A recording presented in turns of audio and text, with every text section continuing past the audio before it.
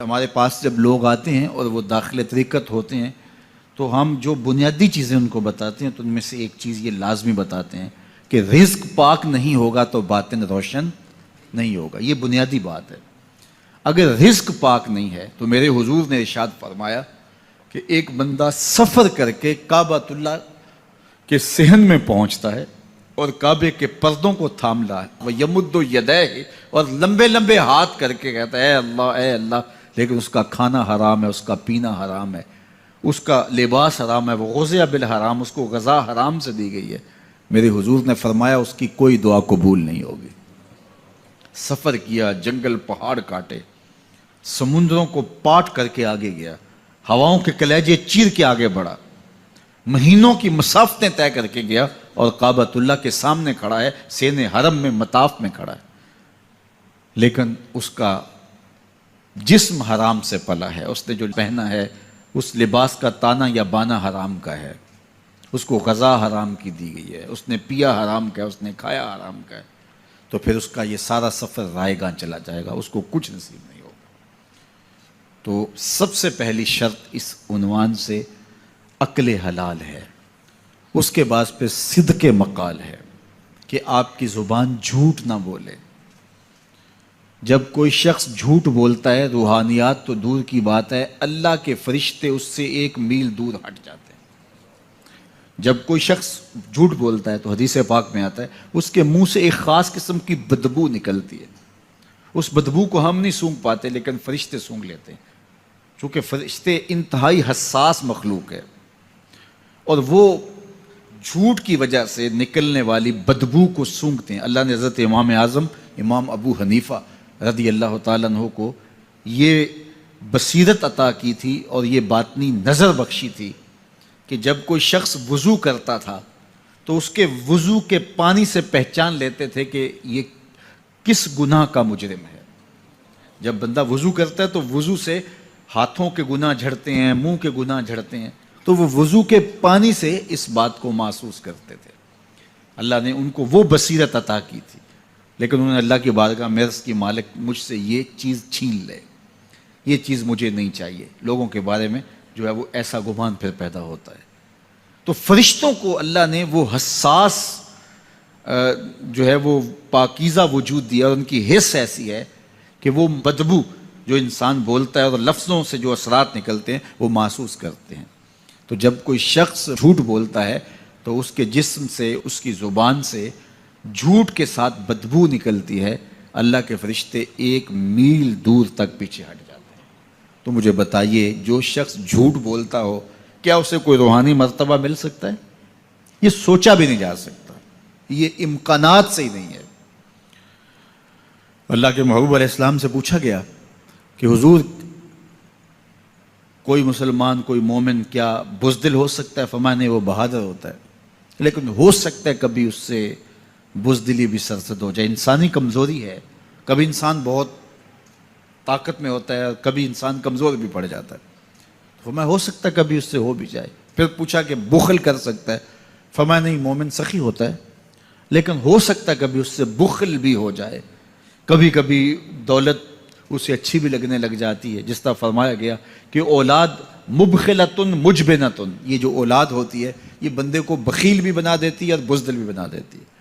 جب اولاد نہیں ہوتی تو بندہ سخی بھی ہوتا ہے اور بندہ جو ہے وہ مشکل حالات میں بھی کود جاتا ہے، لیکن جب اولاد ہوتی ہے تو پھر مشکل حالات میں کودنے سے پہلے سوچتا ہے میرے بچے ہیں یتیم ہو جائیں گے، اس کو یہ خیال آتا ہے، پہلے ایسے مال لٹاتا ہے لیکن اولاد ہو جائے تو پھر وہ اولاد کا سوچتا ہے کہ ان کے لیے کچھ میں جمع کر لوں۔ تو اولاد فرمایا میرے حضور نے کہ مبخلہ و مجبنہ، یہ بخیل بھی کر دیتی ہے اور یہ کمزور اور بزدل بھی بنا دیتی ہے۔ تو مومن ہوتا بہادر ہے لیکن ہو سکتا ہے کبھی اس سے بزدلی بھی ہو جائے، مومن سخی ہوتا ہے لیکن کبھی ہو سکتا ہے اس سے بخل بھی ہو جائے۔ لیکن تیسرا سوال حضور سے پوچھا گیا کہ مومن جھوٹا ہو سکتا ہے؟ تو اس پہ 2 ٹوک کہا، نہیں جھوٹا نہیں ہو سکتا، یہ نہیں ہو سکتا کہ مومن ہو اور جھوٹا ہو، وہ سچ بولنے والا ہوگا۔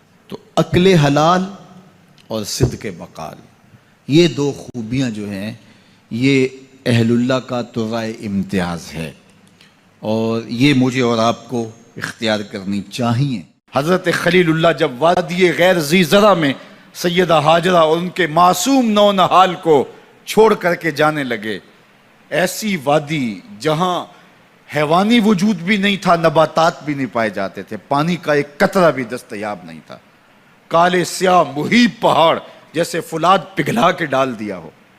وہ وادی جہاں دن کو بھی خوف آئے، وہاں حضرت ہاجرہ نے راتیں بھی گزاری. کتنا دردناک لمحہ تھا. جب سحری کا وقت ہوا، حضرت خلیل اللہ دعائیں دے کے رخصت ہونے لگے. حضرت ہاجرہ سلام اللہ نے آگے بڑھ کے اپنے شوہر نامدار کا دامن پکڑ لیا. تمسکت بعضیالہ، دامن پکڑ کے بولی میرے شوہر نامدار، اس محیب وادی میں، اس پہاڑوں کے دامن میں جہاں دن کو بھی خوف آئے، نونہال معصوم کے ہمراہ مجھے چھوڑ کے کہاں جا رہے ہو؟ حضرت خلیل اللہ نے کوئی جواب نہیں دیا. پھر قدم اٹھایا تو زوجہ نے پھر دامن پکڑا، پھر وہی سوال، پھر کوئی جواب نہیں آیا. تیسری مرتبہ دامن پکڑا، خلیل اللہ کی جانب سے کوئی جواب نہیں آیا. تو خاتون خود بولی کیا اللہ کا حکم تو نہیں؟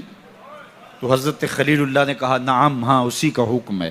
حضرت ہاجرہ نے دامن چھوڑ دیا، کہا جائیے، خیر سے جائیے، اگر اس کا حکم ہے وہ ہمیں ضائع نہیں ہونے دے گا.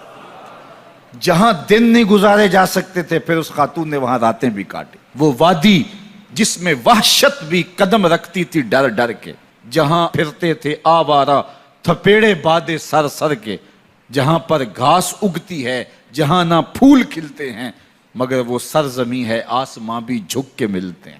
اپنی پاک باز بیوی اور نونہال بیٹے کو چھوڑ کے حضرت خلیل اللہ دعائیں دے کے رخصت ہو گئے. تھوڑا سا توشہ تھا، 2-1 دن کے بعد ختم ہو گیا. پھر ماں کی چھاتی سے دودھ بھی خشک ہو گیا. نونہال پیاس سے تڑپنے لگا. ماں تو پھر ماں ہوتی ہے، تڑپتی ہوئی ممتا کا دل بے قرار ہوا.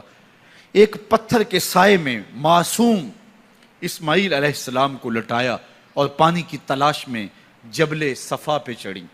اطراف میں آسمانوں کی طرف دیکھا، کہیں کوئی پرندے اڑتے دکھائی دیں اور پانی کا نشان ملے اور میں وہاں سے بیٹے کے لیے 2 بوند لے آؤں، لیکن کچھ دکھائی نہیں دیا. تا حد نظر پھیلا ہوا آسمان ہی آسمان ہے اور پہاڑ ہی پہاڑ نیچے دکھائی دیتے ہیں.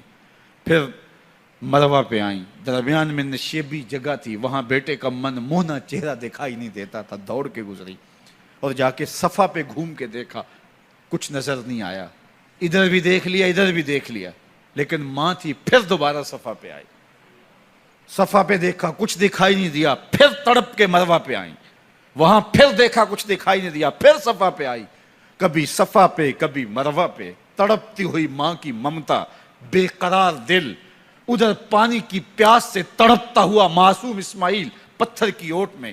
درمیان سے ماں گزرتی ہے تو بھاگ کے گزرتی ہے کہ بیٹے کا من مونا چہرہ بھی نگاہوں کے سامنے رہے. ذرا منظر تو دیکھو کتنا دل آویز ہے. اللہ اکبر، سینوں میں پتے پانی ہو جائیں، پتھر بھی ہو تو پگھل جائے اس زہرہ گداز داستان سے. لیکن اللہ پر توکل اور ماں کی بے قراریاں، کبھی صفا پہ کبھی مروہ پہ، زبان پہ شکایت نہیں ہے. پھر جب مروہ پہ پہنچتی ہیں، 7 چکر مکمل ہو گئے، تو ادھر کیا دیکھا کہ معصوم اسماعیل ایڑیاں رگڑ رہا ہے. ماں کا دل ڈولنے لگا کہ بیٹا آخری لمحوں میں. دوڑی کہ بیٹے کو جا کے اپنی چھاتی سے چمٹاؤں، ہو سکتا ہے 2 قطرے دودھ کے اس کی زندگی کی آس بندھا دیں. تو ماں دوڑتی ہوئی آئی، لیکن جب قریب آئی تو منظر بدلا ہوا تھا. معصوم کی ایڑیوں کے رگڑنے سے تازہ چشمہ پھوٹ رہا ہے. پانی ہے کہ بے قابو ہونا چاہ رہا ہے. آگے بڑھی، جلدی جلدی مٹی کی منڈھیری کرتے ہوئے کہا زم زم، رک جا رک جا. اللہ اکبر. ہاجرہ سلام اللہ علیہا نے حضرت اسماعیل کی محبت اور اپنے رب پر توکل کی انوکھی اور البیلی داستان رقم کی. کہا ہاجرہ تو نے بھی حد کر دی، لیکن قیامت تک تیری راہوں کو بھی جلوہ گاہ بنا دیں گے. یہاں نبی بھی دوڑیں گے، ولی بھی دوڑیں گے، غوث بھی دوڑیں گے، کتب اور ابدال بھی دوڑیں گے، شہنشاہ بھی دوڑیں گے، کج کلا بھی دوڑیں گے. یہ دوڑنا ہم عبادت بنا دیں گے. حتیٰ کہ امام الانبیاء بھی ان راہوں کی سائی کرتے رہے. عجیب رنگ، عجیب منظر اور عجیب کیف کا عالم. اچھا، یہاں رک کے ایک بات کرنا چاہوں گا، اگر آپ کی توجہ ہو. جہاں حضرت ہاجرہ دوڑیں اور ان کے مبارک قدم وہاں لگے اور لگ کے ہٹ گئے، عارضی نسبت ہے، مستقل نسبت نہیں ہے. جہاں ان کے قدم لگ کے ہٹ گئے وہ جگہ تو جلوہ گاہ بن گئی، اور جہاں حضور خود جلوہ فرما ہیں وہ گنبد خضرا جلوہ گاہ کیوں نہیں ہو سکتا ہے؟ اب یہ پانی جہاں حضرت اسماعیل کے قدم لگے، یہ پانی دنیا کا عظیم ترین پانی ہے، اور پھر اس کا پروٹوکول یہ ہے، اس کو کھڑے ہو کے پیا جاتا ہے۔ یار یہاں بھی روک کے ایک بات کہہ دوں، حضرت اسماعیل کے قدموں کو چھونے والے پانی کا پروٹوکول ہے کہ اس کے لیے کھڑے ہو جائیں، اور حضرت اسماعیل مسجد اقصیٰ میں جس کے پیچھے کھڑے ہو کے نماز پڑھتے ہیں، اس امام کے لیے کھڑے ہو کے مصطفیٰ جان رحمت پہ لاکھوں سلام پڑھ لیں تو اس میں شرک کہاں سے آ جائے گا؟ تو یہ تکریم ہے، یہ عزت ہے اس پانی کی کہ اس نے حضرت ذبیح اللہ کے قدم چھوئے ہیں۔ تو یہ سارا حج، اللہ اکبر، ہمیں ہمارے ماضی سے جوڑتا ہے۔